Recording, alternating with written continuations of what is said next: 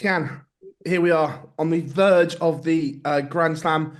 How does it feel? Is it all settled in that you are now a major champion in the PDC?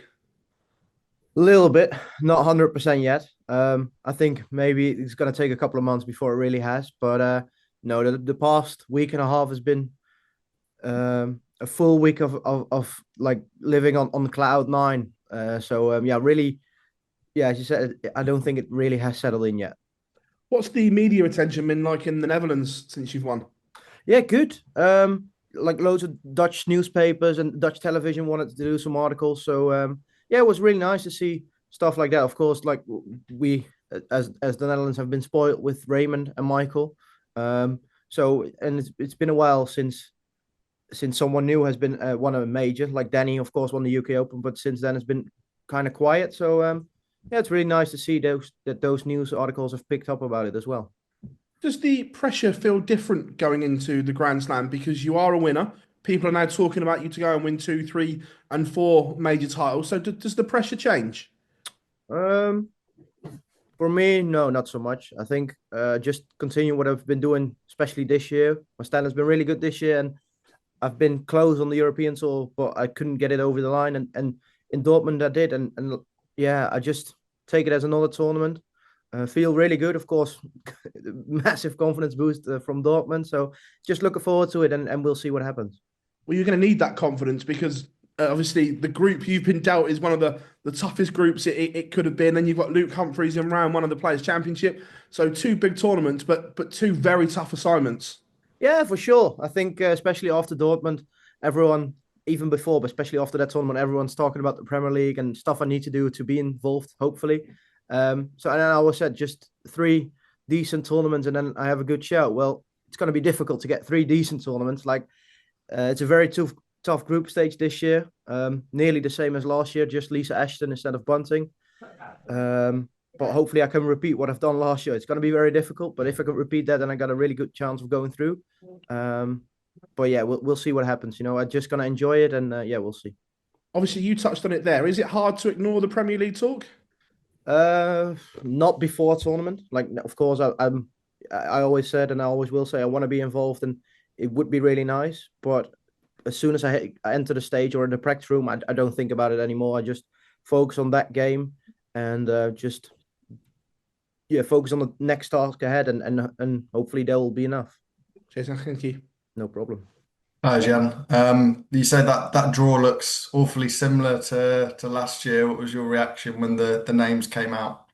Yeah, yeah, as you said, really similar, obviously, to last year. I think if you look at pot three, I think Wessel Nijman was one of the hardest one you could have got, and he's in my group again, and that's fine. And I played Wessel many times, but he's in such good form, winning the Pro Tour last week. So it's going to be a real good battle. Josh Rock, of course, also fantastic player, really good form this year with semi-finals. And Lisa Ashton, she's not she's the world of the women's world match play champion. It's going to be a really tough group. But yeah, we'll see what happens. I just take it game by game, and hopefully there'll be enough. Being able to win on TV and really perform in those pressure moments, how much confidence then can that give you that if you do get to those big pressure moments again, whether it comes at the end of a last 16 or a quarter final or get into a major final again, that you are able to do it and you've got that evidence that you can sort of draw on and look back on? Yeah, especially the last part, it gives me massive confidence. Like this year on the European tour, I've lost countless of semi-finals, like close game 7-6. And it always, especially now when you got over the line against Michael and also against Luke in the deciding leg in the final, you can always look back on that, and then in the highest pressure moment, you're able to hit those deciding doubles. So I think that's gave me a massive confidence boost going into the rest of this year and the many more years to come. So you're able to do it on these high pressure moments. And just one on the World Championships, it's obviously not been a particularly happy hunting ground for you over the past couple of years, but you'll feel that your game is in a better position now than it has been in the last couple of years. Yeah, for sure. I think confidence is much higher, but also results have been good. Performances have been really much better this year than the past 2 years. So yeah, I'm really looking forward to the World Championship. in the top 10 of the world now without winning a game at Ali Pali. So that hopefully is going to change this year. But yeah, I'm just going to enjoy Ali Pali this year and yeah, should be better than the last 2 years. Okay, thank you, John. No problem. Gian, thanks for joining us. You mentioned there about the expectation and people talking about what you need to do in the remaining tournaments to get that Premier League spot. I remember last year when Mike De Decker lifted the World Grand Prix, he struggled in the back end of the year after that and then didn't get picked for the Premier League. Is that in your mind, knowing that if you do underperform, that spot that might be there now might no longer be there? Not really. Like Mike, of course, won the Grand Prix last year, but he was like number 20 in the world. I'm number 7 now, so I think that's a massive difference as well. I'm not defending a whole lot of prize money until the Premier League next year. Like World Championship first round, Player Championship final second round, and the Grand Slam I came 4th in the group. So I'm not losing too much money on the ranking. So it's not like I'm dropping out of top 10. So if you're top 10, you're always in with a shout. But of course, you're always going to look at the last tournament, and if I lose. If I don't get through the group, lose first round on the Player Championship finals and the World Championship, then I'm not going to be picked, and that's fair enough. So, Premier League is all nice, and it's of course something I'm dreaming about since I was a kid. But it's not for the ranking. These next 3 tournaments are, and my focus is on those tournaments right now. And you mentioned the ranking, you're not defending a whole lot of money. Saying, in 12, 18 months, do you think that you could be the Dutch number 1? It seemed a crazy idea that anybody in the next sort of 10, 15 years would overtake Michael van Gerwen, but you have a real possibility now to be the number 1 from the Netherlands, which, considering, how much of a darting hotbed that's been, would be an incredible achievement.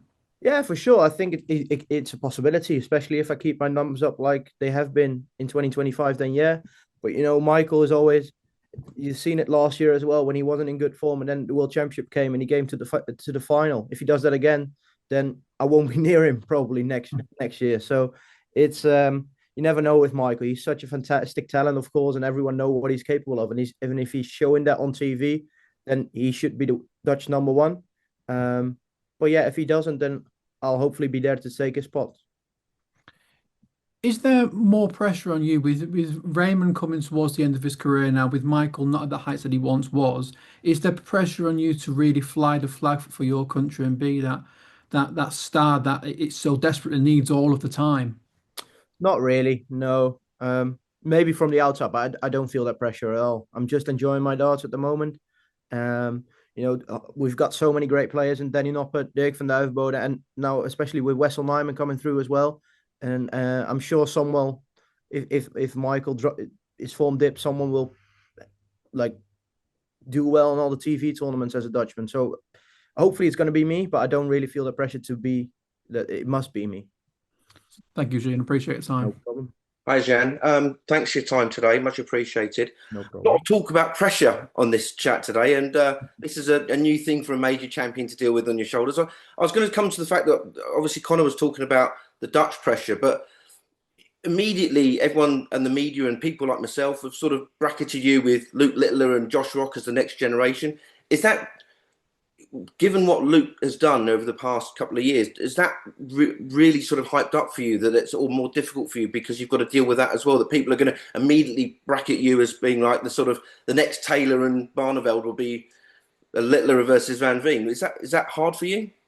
Not really. Like, of course, it's nice to be put in the same sentence as someone like Luke Littler, but to see what he's done in the past 2 years, it's phenomenal. I don't want to compare myself to him because then I would be crying in bed the whole week. So, he's a fantastic player, and whenever we play, I always gave him a good match. So as long as I keep doing that, then I'm happy. But like, he's doing it tournament in, tournament out, all those pressure moments, he's always up for the task, and that's why he's number 2 in the world now, but looking likely to be the world number 1 soon. So, of course, I want to be there as well, but like I'm not in a rush to do it in this year or next year. So we'll see what happens. Yes, thank you, Gian. No problem. Hi, Gian. You produced the second highest tournament average in Grand Slam history last year. Did that tournament feel kind of like a significant one in your career, given the level you've produced and what you've gone on to achieve since? Yeah, 100%. I think leading up to that tournament, I wasn't really practicing well. I wasn't too confident in my game at that moment. So I was like, we'll see what happens, especially with the group stage I got dealt with last year. But especially the first couple of games in the group, with really good performances, like the highest group average ever. That's what really got my game going, like confidence boost, especially to do it on television as well. I was told that was my first win at a Sky Sports tournament, which I didn't even realize. So that was always a confidence boost, and that's what really got me thinking, like, okay, you can also do it on the big tournaments to show on TV what you're capable of, and I think that's what really give 2025 a kickstart. A huge month coming up for you, obviously starting with the Grand Slam, then a rematch with Luke Humphries at the Players' Championship finals, the World Youth final. How important is this month ahead, and how much confidence can you take from that European Championship win? Yeah, very important. Like winning, like this couple of months of the year are where the most money is to be earned for the ranking. So if you want to be informed, this is the right moment to be informed, and luckily I am. Of course, winning the European Championship was a massive confidence boost going into the final couple of tournaments. Like I've got really hard draws at Grand Slam, Player Championship finals, but also playing against Bo in a Youth World Championship final is going to be a very difficult game. But I'm really looking forward to it. I'm feeling really good, confident with my game. So yeah, it should be a good couple of months. You mentioned Wessel Nijman earlier. He's a player who looks to be on the same trajectory as yourself. You know, he's on the verge of the top 32. He's had a great year on the Pro Tour. What do you think he can go on to achieve in this sport? And also, how exciting is it for Dutch darts to have two young players kind of rising through the ranks so quickly? Yeah, it's difficult to say, but I think he's as everyone knows, he's so talented, he's so good. But for now on TV, he has not shown the right bottle that you need to be like a top 16, top 10 dart player. But we all know he's got the capabilities to do so. I think he just needs to get over the line. You saw it as well in the European Championship when he missed those match darts against Van Gerwen. If he hits one of those darts, if he goes on a good run on a TV tournament, then he's very much a force to be reckoned with. And I think if maybe the Grand Slam is a tournament for him where he shows where he can do that, and then yeah, he's a very dangerous beast. Thanks, John.